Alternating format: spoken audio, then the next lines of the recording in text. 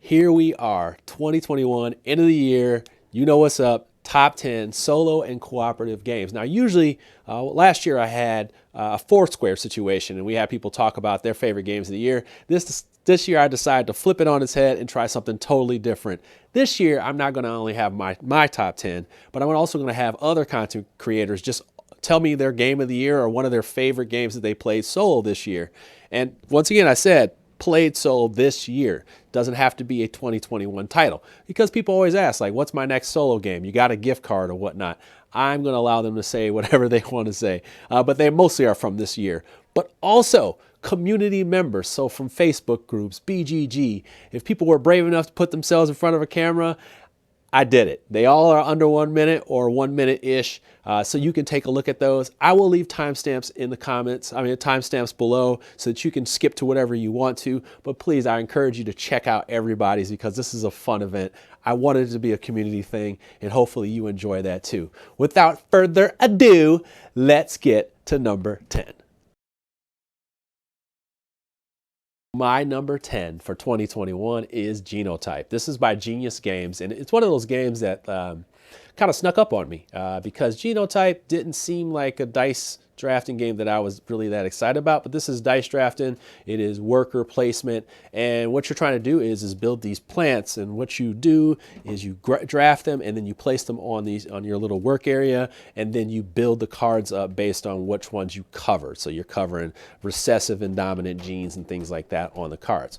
Worker placement dice drafting, the AI gets an extra phase where it's going through the cards, and you kind of build like a little a column of cards, and they start to build up as you go along. So you're under a lot of pressure, which I like in AIs that have a lot of solo, like they really pressure you to make decisions faster and take more risk with your cards, and that's exactly what's going on in this game. I highly recommend it, and I highly recommend all these games that are coming my top 10. It was real tough, but this is the 10th. All right, so let's go ahead and get to some of the content creators that shared some of their stuff, but this is my number 10. Hey guys, it's Shane with the Board Meeting, and my favorite solo game of 2021 is Hadrian's Wall. Now, Hadrian's Wall is this massive flip and write game that's going to use these two huge sheets filled with hundreds of boxes, and you are going to be constantly comboing these boxes back and forth, using the resources of one box to mark off another box to get that resource to go to another box. It's a game like Ganshan Clever. If you like Ganshan Clever, but you want a beefier game that's just as fun, and it takes about an hour to play, and that hour goes by like that. It's one of my favorite solo games of all time, and definitely my favorite solo game of 2021.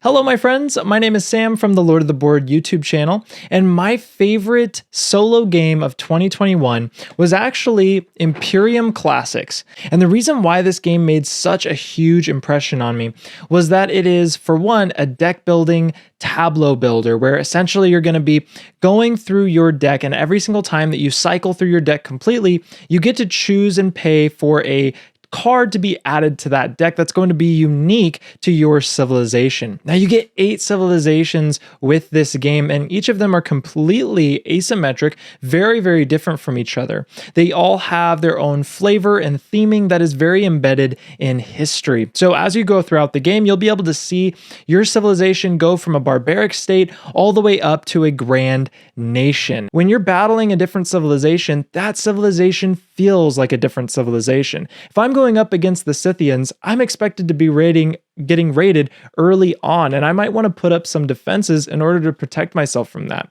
Whereas when I'm battling against the Greeks, I don't have to worry about raids that much, but I do want to race them to technology, because the Greeks are great at all the technology. And so this game really just packed a huge, powerful punch for me, and I think you should definitely check it out. And if you're interested in checking out more of my content, you can check me out at Lord of the Board here on YouTube. Hi, my name is Monique from my YouTube channel called Before You Play, and I just played a solo game called Under Falling Skies. And this has got to be my favorite solo game because of the way that it requires you to manipulate the dice, there's no card shuffling, and you're basically just trying to shoot down these aliens and try to increase your tech or your research so that you could win. And it's really, really hard. I'm not very good at it, but I'm really excited to kind of explore through all the different modes of play, because it's a kind of a campaign style game. And now I'm pretty much looking forward to trying other solo games. So anyway, that is me. I'm Monique again from Before You Play, and this was Under Falling Skies. Hi, it's Danielle from Denicha, the YouTube channel. I wanted to share my top 2021 solo board game with you, and it is the Bullet Heart, the shoot 'em up puzzle action game. I've really fallen in love with this game. The components are beautiful, but overall the solo experience is top notch.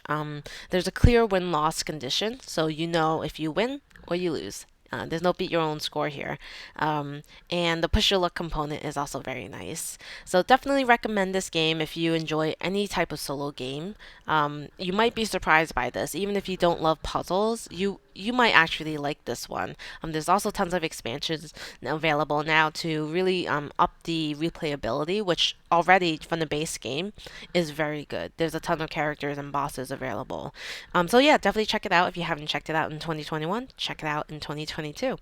And if you're interested in more solo type of content and also TCGs, check out my channel, Denicha.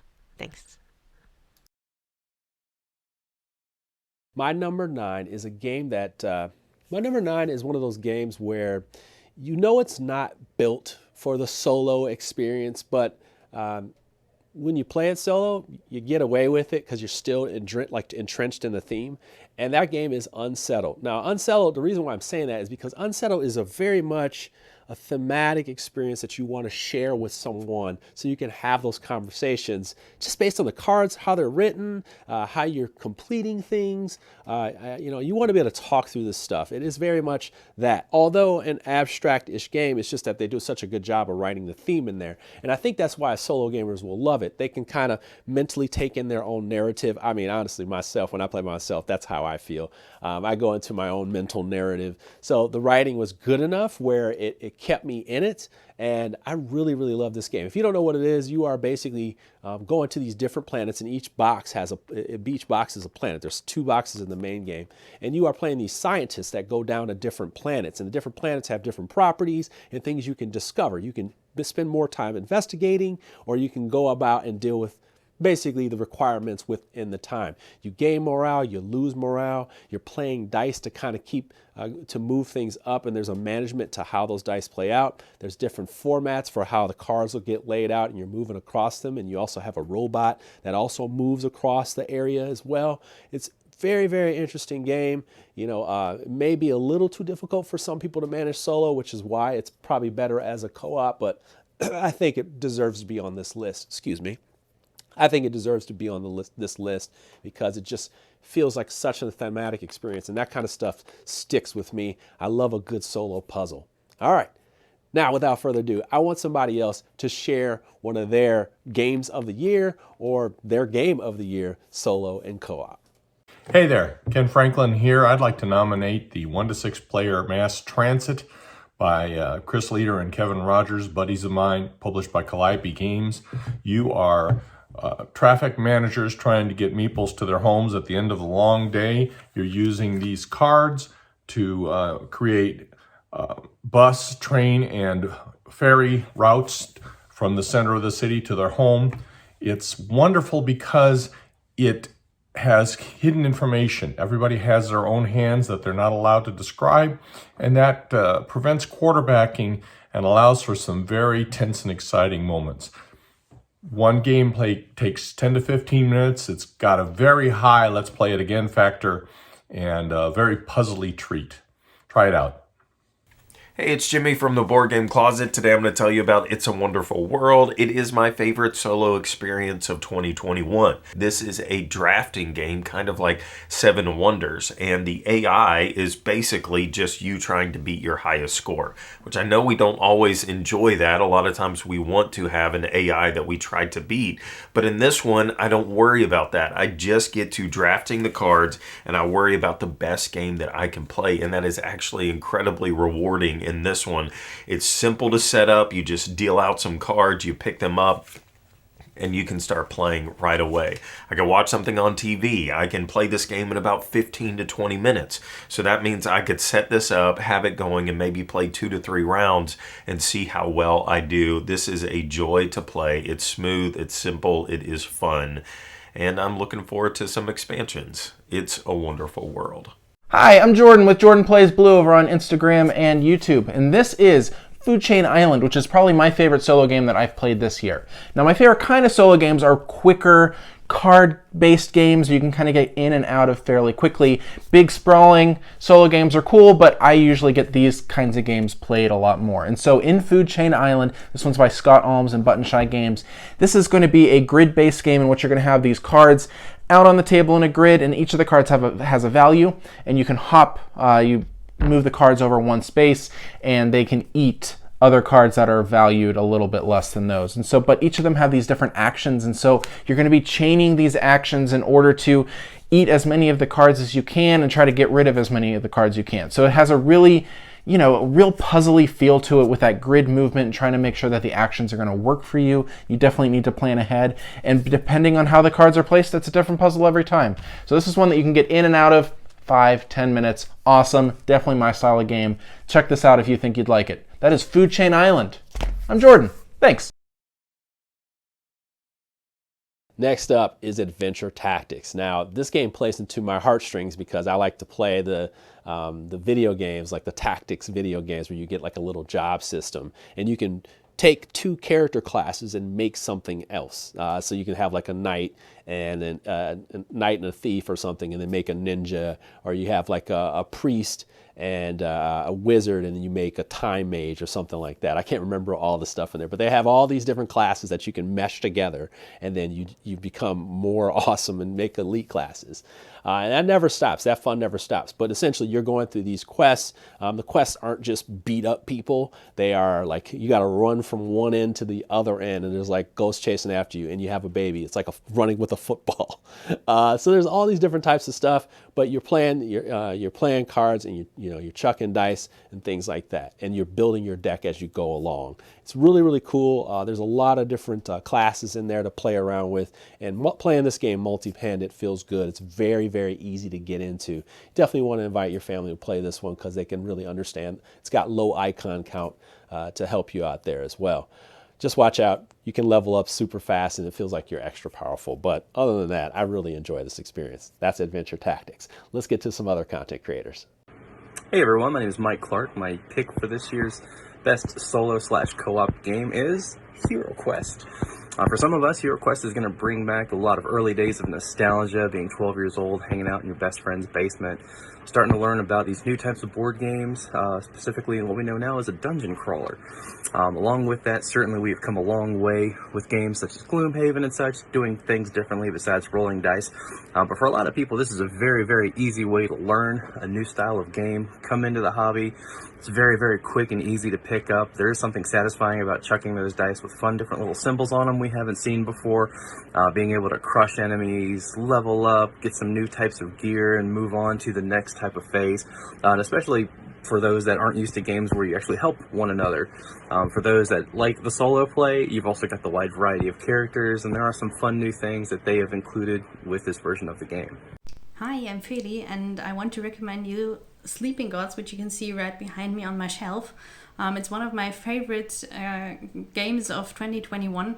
I love co-op campaign games in general, and this one blew me away with its huge world that you can explore and how different each campaign is. I played multiple ones, both solo and with friends, and we had vastly different experiences depending on where we went in that atlas that comes with the game that you're traveling on. And you can explore so many different locations. You can find extremely cool items that kind of upgrade your crew. And yeah, it's just a sandbox exploration, like really open world. You can go wherever you want. And I can only recommend you play this because it's one of my favorite games of the year for sure. Hey, it's Greg from Solo Playthroughs here with my vote for the best soloable game of 2021, and that's easy for me. It's gotta go to Descent Legends of the Dark. Whoa, I love this game. Really hum solo. Gotta control two characters? Not a problem. The table presence is awesome. Difficulty level is a really solid challenge. I play on heroic two-handed. Love how it all comes together with the app too. You just have to have this cast on a TV or a big computer screen near a table, and the app is so Nice. And it tracks everything for you. It tracks your loot, tracks monster damage, tracks statuses, tracks the secondary abilities of your weapons. And the deeper you go into that campaign, the more interesting decisions that you have. You'll have more skills, you'll be flipping more cards, and it really does take some time to learn how to maximize each of those characters in a way I really like. It's a good one, Descent: Legends of the Dark. Next up is another Euro, and this one right here I played on the channel twice, and that's because I like it so much. And that is Merchants of the Dark Road by Elf Creek Games. Now, I love Elf Creek Games. They always make these high quality, dead sexy games, but thankfully they back it up with good gameplay, because if you know me, gameplay over everything. I can't stand when I'm blinded by beauty and the game actually stinks. But in this game, it's absolutely amazing. You are taking, you're basically going in a rondelle around the game, and you're using dice to take actions and slide them up your board, and you move across the board accordingly. And what you're doing is you're taking your little carriage around and picking up adventurers who have specific requirements. You're also picking up the things that they need, different missions, and then you're just taking them to the Dark Road. Now, the AI does a really good job of putting pressure on you in this one here, because they don't have to worry about a lot of things like you do. Of course, this is kind of a standard Euro affair, but it's something about this theme and the puzzle that you need to make within, I believe, 12 turns. And I like that, real tight, and you know that restriction is going to put a lot of pressure on you. This game really stuck with me, and I think the components pushed this one up just a little bit, and that's because the gameplay was good first.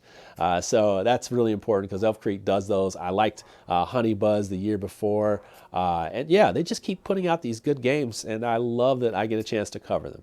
All right, party people, that is Merchants of the Dark Road. I almost said Honey Buzz. I'm keeping this in. It doesn't matter, man. You make mistakes on this stuff. All right. Maybe a content creator. Let's go ahead and get to the next one. Hey everybody, Tia here. My personal favorite solo board game of 2021 is Capital X2 Generations. This is a drafting game where you'll be placing cards either into the capital to increase the limit for all players and provide you access to unique district abilities, or into your own personal hometown, which will score you points based on the sum of cards provided you don't exceed that limit set in the capital at the end of each round. This game is a shining example of easy to learn but hard to master. There's so much finesse in not just which cards you take, where you place them, but also the timing of when you place them is super important. And the second edition from Aporta Games that was released earlier this year includes a brand new solo mode that really takes all of the tension from a multiplayer drafting game and condenses it down to a lot of fun for one. There are also brand new district abilities, so you can mix and match them as you go for even more variability. Overall, this game is criminally underrated, so if you're interested in checking out the tutorial and playthrough over on my channel, Takaido, feel free to do that. But that's all the time we have for this clip. Thanks for having me, and be sure to check out Capital X2 Generations. Hey, this is Peter from the One Stop Co-op Shop, and my solo game of the year, Adventure Tactics. This game is so much fun. Oh my gosh. It is a boss battler, but on a very light scale as far as difficulty goes. Very simple to control, very simple, quick battles. And that's what I like about it, because the best part about the game is the leveling. There's so much cool leveling. You can level up in different classes. You can multi-class. You can combine multiple classes into one class. The way you level up, the new cards you get to your deck, the way your character evolves as you go along is just so amazing. It is the best experience I've ever had leveling characters before. And it's so easy to control. You can easily control 4 characters, no problem at all. And it's great for obviously co-op play as well, but it is definitely my solo game of the year. I keep coming back to it over and over for that fun leveling system and those quick battles. And it's a campaign you can actually get through. It's short enough that you can actually play through all the missions. Game of the year for me, gotta be Adventure Tactics. I want to share you my favorite solo and cooperative game, Isla and Something Shiny. This is original from Kickstarter. It is kind of like a point and click sandboxy choose your own adventure type in a card featuring a really cute bunny. And it has different stories and different chapters, as you can see over here. Cute little tokens. It's just a nice, calming adventure game. It's a story based. It's got a really cute comics as well. And that's when I want to relax or just want to play this, and that's why it is my favorite solo card game. And I'm Stella from Maple University. See you next time. Next up has to be Bullet Heart. There's no way I can keep this game off the list. Now, there are going to be some games that I really love that are off this list, but I was like, I got to get Bullet Heart in because it is such my game. Once again, this one is pulling on my heartstrings because I like these games that are like from video games. They're called Bullet Hell, and that's when all the games just like all the stuff comes flying, like R-Type, or if you played Cuphead, or you have played Ikaruga. Those are all these different types of games that throw just absolutely a ton at you, and they done this really well in Bullet Heart, where basically you're drawing these chips from a bag and they are sliding down your board, and sometimes they can slide further down your board if you have chips that are blocking them. And it's your job to kind of juggle these things by using your abilities to get them in certain formations, and then that way you can delete those bullets. And you have to delete all those bullets to survive, otherwise they go across and you can be eliminated. This game plays super fast, and in the boss mode it is no different, and you have access to all these characters and all the bosses. So this is another one of those AIs that's super quick. If you want a quick AI, this is exactly what you want. This is a quick boss fight. You're done 15-20 minutes because you can get pounded pretty bad very quickly, and that's how it plays out in the multiplayer too. It's super fast, but this one here, man, you're going to see this on other content creators' lists if you look across the solo board game community, because this one is a treat, and they keep coming out expansions and characters, which makes that more exciting. All right, that's that one. Bullet Heart. Don't forget that one. It's really, really cool. Except for that artwork, it may not be your thing. All right, another big box game that I should have on this list, but I didn't for a reason, and that is Chronicles of Drunagar, which is absolutely amazing. Big dungeon crawler, 3D components. It's got this cool little door system with stuff on there, and this jewel kind of system that you build your characters with. I did not put this game on my list because I'm in the game. I'm actually in the game as a paladin, and I figured that'd be kind of weird. I'm in the game, and I'm telling you it's a top 10 game. So I decided to keep myself out of the game and just keep it off there. But there is no reason why it shouldn't be on our top 10. I just decided not to. But I'm going to go ahead and pull it to Alex because he has one of my other games that should have been on my top 10. I reviewed it highly for this channel, and you're like, why is it missing on the Game of the Year stuff? Well, let Alex tell you why this game is awesome. I went back and forth on this one between a few different choices, but ultimately my solo game of the year has to be Wild Ascent. Wild Ascent from Lazy Squire Games is not the game I've played most solo this past year, but I believe it is the 2021 game I've played most solo this past year. Not to mention, from the ones I've played solo, I think this is the one I think really leans heavily into the solo experience as opposed to being a version of the game that you can play. Wild Ascent offers you tactical choices. It's a tactical skirmish game at its core. There is an arena mode where you can fight two-player head-to-head. That's not the way I've played this game. I've played this game something like 15 times in the past year. I think 10 or 11 of those plays has been me diving into it solo and enjoying the choice of navigating and controlling those four characters as you try to combine their abilities and utilize them in ways that really work to achieve your objectives. There's powers and abilities, there's upgrading, there's a sense of accomplishment, and overall, while it is a campaign game, it is a manageable campaign game. This has to be my 2021 solo pick of the year. Hi, I'm Paula Dimming from Things Get Dicey, Watch It Played, and This Game is Broken. And this was a tough decision for me because I really love the solo mode of Cascadia. I've had a blast with this. Yes, I'm cheating. I'm talking about two games because ultimately that's not the game I chose for this. I've chosen Chronicles of Crime 2400 for my favorite solo gaming experience of 2021. I have a blast playing the Chronicles of Crime game by myself. Because I don't have to compromise with anybody. I can investigate whatever I want and no one's going to argue with me about it. So I highly recommend playing these by yourself for a really fun narrative experience. But also, particularly 2400, I really like that like Blade Runner kind of vibe that the game has. I think that the mystery that you're solving in this game is really interesting and engaging. The puzzles feel really different and fun from the other games in the Chronicles of Crime series. You're adding implants and it feels very interactive the way I was interacting with characters in the game using the different implants that I had. And I also think that the character representation is super interesting. I really like it. So my favorite solo gaming experience of the year, Chronicles of Crime, specifically 2400. Final Girl by VANRYDER Games. I can't I can't express enough how awesome this game is. But if you're a fan of Hostage Negotiator, this is going to be a hand management, dice chucking game. And people worried about the dice roll to resolve stuff, but the hand management and how you deal with these cards and how you buy the cards is where the key is here. But another part of it is that it's very, very thematic. You are basically the final girl in a movie, and this killer, Jason-like killer, poltergeist, Freddy Krueger, they are chasing after you. And these are not licensed people, but it's very much that theme. You'll notice the characters from there. Paula Deming's in there, by the way, and as a promo character, which you can get. And you're going to be chased around, and you're going to also be moving around these boards, and they're all different. There's different boxes for different movies, and you're going to be trying to get teenagers around a camp and out of there, out of a poltergeist, out of a house. And there's just different ways you can defeat them. You can mix and match them. This is one of those games that it just eliminated it eliminated the previous game, which is a Hostage Negotiator, which is also a fun thematic game. And it just said, hey, forget about that.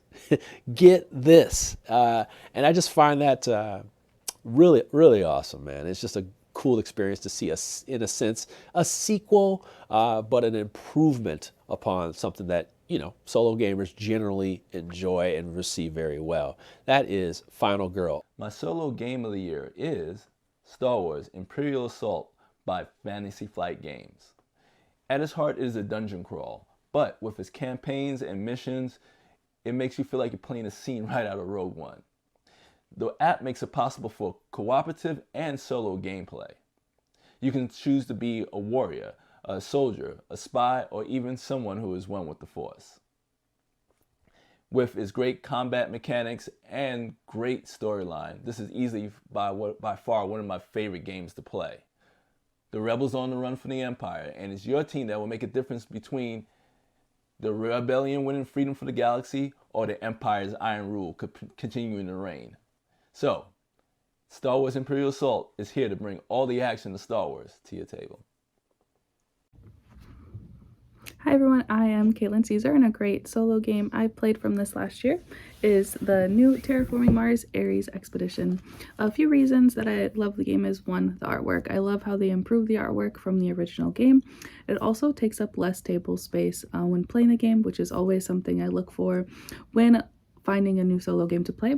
Also, it's super simple to learn and to play, whether it's playing your cards or keeping the opponent's upkeep. It's really nice that you don't have to put that much time and effort into keeping your opponents.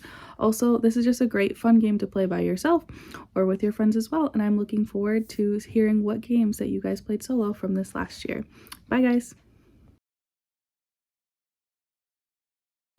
My number 4, goodness gracious, is a great experience.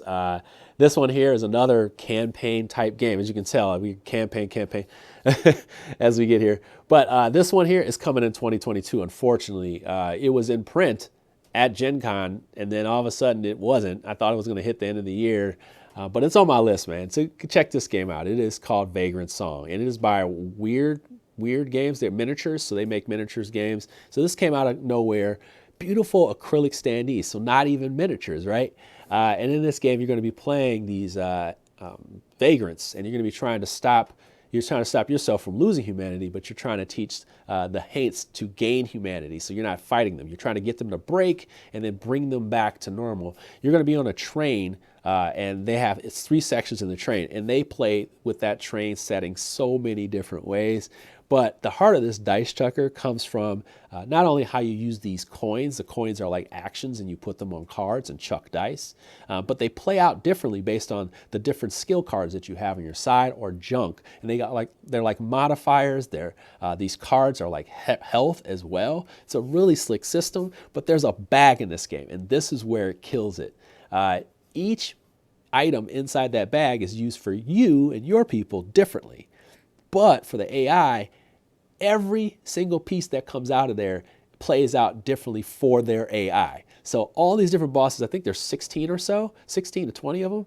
And each boss, you're going to be looking at the chips, and let's say it's an apple. Well, that apple activates differently from one boss to the other boss. Yeah, it's really slick. and it's not easy. It's a straight up boss battler. It's got some things in between that feel like a camp phase, and it's also got some choose your own adventure, so you got to cooperate. But this can be played 3-4-handed easy because the upkeep of the characters is very fast. You're going to be chucking dice. If you don't like the roll to resolve, because it's half and half, usually 4, 5, and 6 hit. They've got some modifying the dice, but not a lot. But yeah, this one right here, man, those acrylic standees are beautiful, and it feels thematic enough. The writing's good enough to really get entrenched in this game. That's another one I got to finish. Boy, campaign games. All right, Vagrantsong, my number 4. Hey, this is Mike from the One Stop Co-op Shop, and the game I'm going to talk about is Bullets from Level 99 Games. It's not only one of my favorite solo games of the year, but one of my favorite games in general from this year. It has amazing puzzly, thinky gameplay with the manipulation of these bullets to try to fulfill patterns, and you have to also match the pattern of the boss. Great variety with 8 heroes in the base game and 8 different bosses to go against, even more sets coming. I just love this one and fully recommend it to anybody else looking for a great solo or co-op or competitive or anything experience. Bullet from Level 99 Games. Hey everybody, what's going on? This is Nick Traeger with Meeples on the Ground, and today I want to tell you my favorite solo game for 2021, and that is Micro Macro Crime City Full House.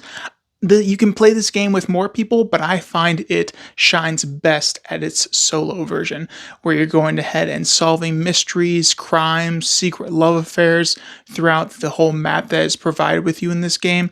I think it's got that Agatha Christie, J.B. Fletcher, Murder, She Wrote feel, where you're solving mysteries, taking in the clues, and you get a splash of also that Where's Waldo feel. I really think this is a amazing solo game and hope you all check it out. So yeah, that is my favorite game for a solo variant in 2021 or solo play. But yeah, well, I hope you guys enjoyed that, and we'll see y'all next time. Bye!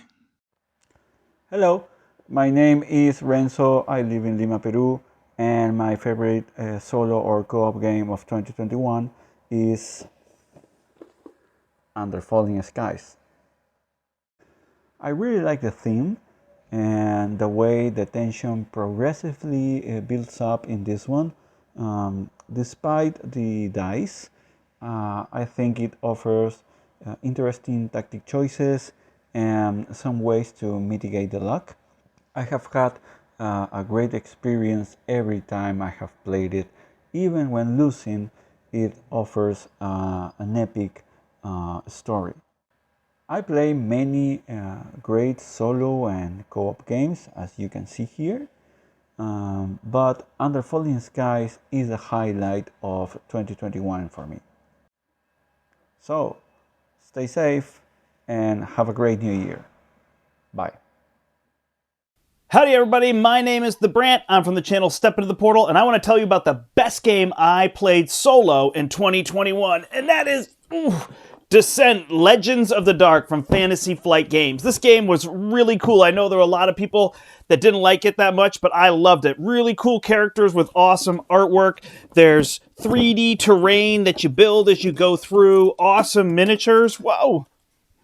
These awesome miniatures and 3D terrain. There's an app that goes with the game, which tracks all the information for you, but I didn't feel like it got in the way too much. There's a really good story. You get really into the characters, and you find out a lot about the characters as the story goes through, and I think the story progresses in a really neat way. And then you get to upgrade your items and your weapons when you go to town, kind of in between each, because you play out a campaign. This is only Act 1. I'm looking forward to the other acts. That's the best game I played solo in 2021. See ya!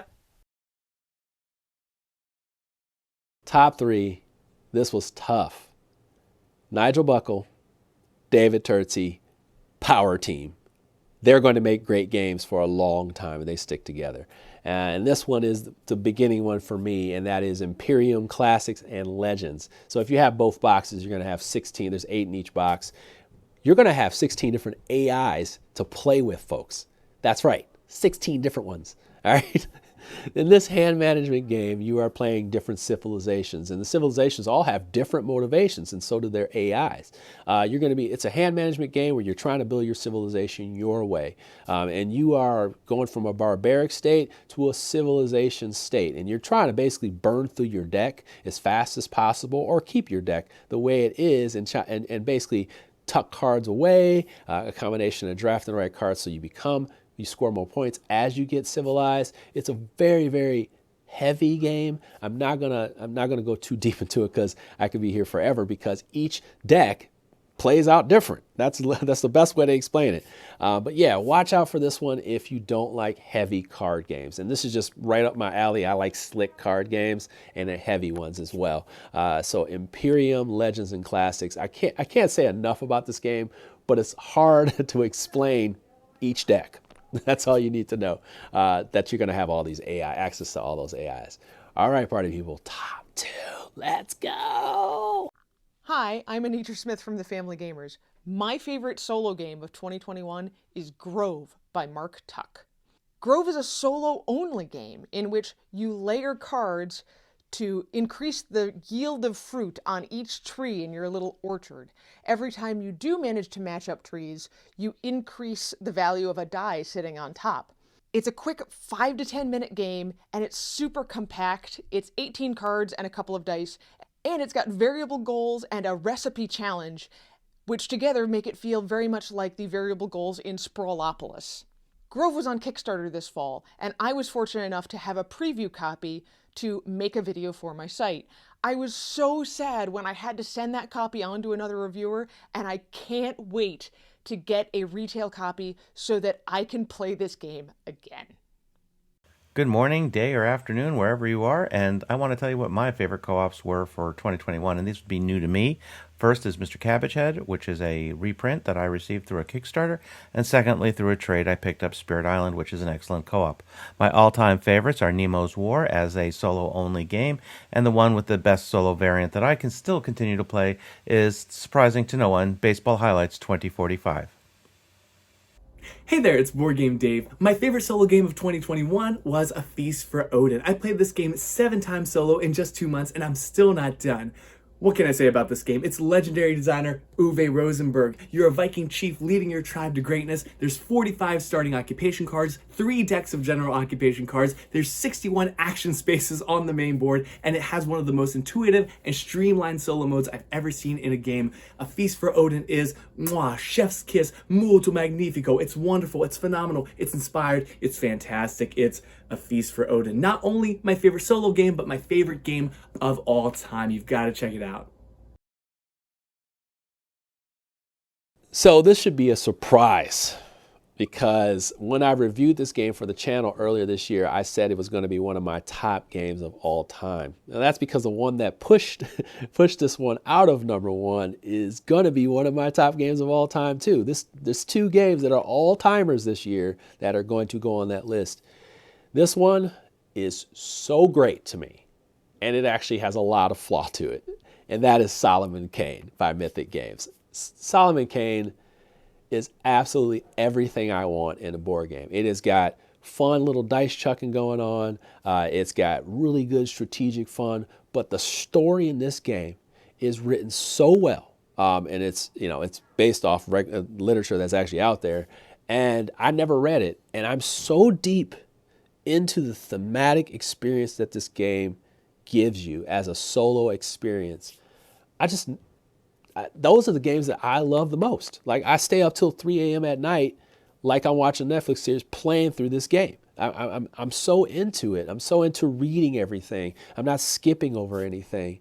I'm just having a really damn good time because this game gives me so many interesting choices. You're playing as Solomon Kane, this pure guy, and you're moving through these stories. They're short stories, and some of them are longer. You could play one that's 1.5 hours to 2 hours, or one that's 5 hours that has 2 different acts. So you have different ways of doing this, and you're playing these spirits that watch over him.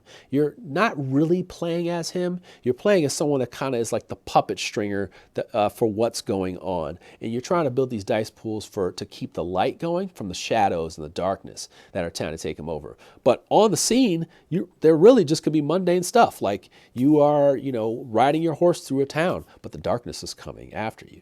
You are, you're trying to help this guy get across the board, but the darkness is coming after you. And you are at a bar trying to ask people information, but the darkness is coming after you. But it's your job to basically stop these things from happening, help with skill checks, keep it light, and if you have to intervene, you take your big miniature and you put her down on the board, and boom, you let out a boom of light, and the boom of light destroys all the shadows, and you sacrifice yourself. It's such a, man, this game is so awesome. And I think the only thing holding it back are those errata cards, and there's just some things in the rule book, but I just made choices in the name of fun or in the name of what's the worst thing for me, and I had such a great time with this game. But yeah, there's a lot of errata cards, and I know some people aren't very happy with that part. I love this dark, thematic, dice chucking, and strategic play. It's one of my favorite games ever. It is literally one of my favorite games ever. There's going to be a seismic shift in my 2020, my top 20, and I've realized that now that I've played so many more games since 2016. That may get explored this year, this coming year. So stay tuned for that. But that's my number 2. Woo! Number 1, woo, here it comes. Here it comes. My number 1 game is a game that I can't really find anything wrong with the game. I'm serious, I can't find anything wrong with the game. And that is Ark Nova by Capstone Games and Freulen, I believe it's called. This is a game that I only prefer playing at lower player counts and really truly only care about playing at 1 player. I've been playing this game digitally like crazy. If you follow me on social media, like, geez, he keeps playing this game. It's because I love it that much. I just want to play that game. And I just find that it's really easy to get through because it's 6 rounds. You're going through the rounds very quickly and you're losing an action each round. But ultimately what you're trying to do is you're building your park or zoo or whatever, and you're trying to make animal cards and fill in the tiles to kind of create a puzzle, how you're going to be dealing with your space. And you're trying to fulfill reward cards at the end of the game. Now you're scoring a combo of conservation, which is going one way around the board, and appeal, which is going another way around the board. And you get appeal by playing animal cards. And all the cards in the game are unique, so you're not going to have the same cards come out. You're going to start with 8 cards, go down to 4, and you realize those cards are never coming back. You may not even see the whole deck in the game. I want to say, was it 211 cards, something like that? There's a lot of cards in the game. So if none of them are the same, it's kind of hard to let go of cards, and it's hard to let go of your strategy. But sometimes you just got to let go of it. That may be a turnoff for some people, that letting go of a strategy mid-game. But yeah, overall, I just love a slick card game. Each card represents a different strategy in your mind and how you're going to play it off. Just, man, I can't express enough how great this game is. If you're if you're this type of gamer. I don't know if it'll reach you if you're not a heavier type of gamer or like generally abstract type games. This is, man, wow. This is the highest echelon of board game. And if there was one game that would stick, no matter what, this is the one that would stick because I can't think of anything wrong with it. The hype is real. Other reviewers who have said the same thing, they are saying it for a reason. If it doesn't connect with you, I'm sorry, but this game is so damn good. And that is Ark Nova. By far my number 1 game. To take Solomon Kane and move it to the side as a game of the year, that is crazy, but it's true. All right, I will leave it right there. We're going to mix in some other content creators, and then you can come back here for one quick final, just saying goodbye to 2021. All right. Hey guys, it's Doolin from Table Knots. I have a quick recommendation for my favorite solo game I played in 2021, and that is Set a Watch by Rock Manor Games. This is a 1 to 4 player game, but I think it plays best at 1. And you play a group of 4 adventurers going through 9 locations as you attempt to fight back the evils that are attempting to overcome the world. And you play typical D&D characters, but my favorite part about this game is just the management of the dice. At the beginning of the round, you'll roll everybody's dice, and one of those characters you're going to set as sort of this like camp guarder. They're gonna chop firewood to make sure that the light around you as you fight against the horde is bright enough. They're gonna heal up, they're going to equip items, they're going to scout ahead, all of these different options that they have, and the other three you're going to use with their die rolls to take on the enemies that the location has. It's such a fun and difficult game, and if you're looking for a challenge that will play in about an hour, I can't think of a better game than Set a Watch. It easily is shooting to one of my favorite games I've played this year. So once again, that's Set a Watch by Rock Manor Games. Hey, I'm Aaron from GameWithDudes.com, and the game that I continue to come back to solo is Bloom. Bloom was published by GameRight, and in Bloom, players are going to be florists who are trying to complete bouquets of flowers and getting points for using all of certain colors or completing all of certain boxes of flowers. The box set is 2 to 5 players, but there's a solo mode. It's actually in the rules. There's a solo mode, so it's really 1 to 5 players. So Bloom is what I would call a nightcap game. I call it a nightcap game because it's the kind of game I play right before I go to bed. It offers me just enough gameplay, just enough going on. I get some satisfaction out of beating my previous high score or not, and I go to sleep, and I'm okay with that. It's perfect for that. It really fits it well, and it plays really quickly. Not quite as quickly as what you're seeing here, but it plays pretty quickly. And that's Bloom. Bloom is just really fun, and I like it. I like playing solo, playing go to bed. Bloom. What can I say? Bloom. Anyway, I'm Aaron from GameWithDudes.com, and I like Bloom. Hey friends, Kim here from Tabletop Rebellion. And honestly, I never played a lot of solo games until this little game showed up on my doorstep one day, and it changed everything. Let me explain why. A Gentle Rain is one of the simplest games to learn, yet it's incredibly difficult to master, and it's this puzzle that keeps me coming back time and time again. There's just 28 tiles and 8 wooden tokens, and all I'm doing is matching up the flower patterns each time I place a tile. And the goal is to form a square 4 so you can place a blossom token inside. Seems like a piece of cake, right? Well, sure, but the more tiles you place, the harder it is to match all sides of the tile when you're trying to place it in there. And then suddenly, you're out of tiles, and the game's over. Now, I have won this game, but that hasn't stopped me from wanting to play it more and more. And now I start to see how much fun and puzzly solo gaming can be. I highly recommend checking this one out if you can find a copy. Before I get out of here, I'm going to give you one more honorable mention. Well, I don't have 2 fingers here. But one more honorable mention, and that is Dinosaur World, which is a follow-up to Dinosaur Island. And only thing that really is pulled over from there is the DNA dice and you spinning your DNA stuff, because everything else is excellent. I just thought the AI was excellent. It's easy, keep up, and basically you're just building up these different tiles, and the different tiles will help you build routes, which score your dinosaurs and different things differently. And now you're managing your worker employees to score different point combos and things like that as you go along down this route. Absolutely beautiful game. A little bit of a beast to set up with fiddly bits, but man, did I enjoy this game. It was just outside my top 10. There's just a really hard man, what a game. That's a really fun game. I need to get that one to the table more often in 2022.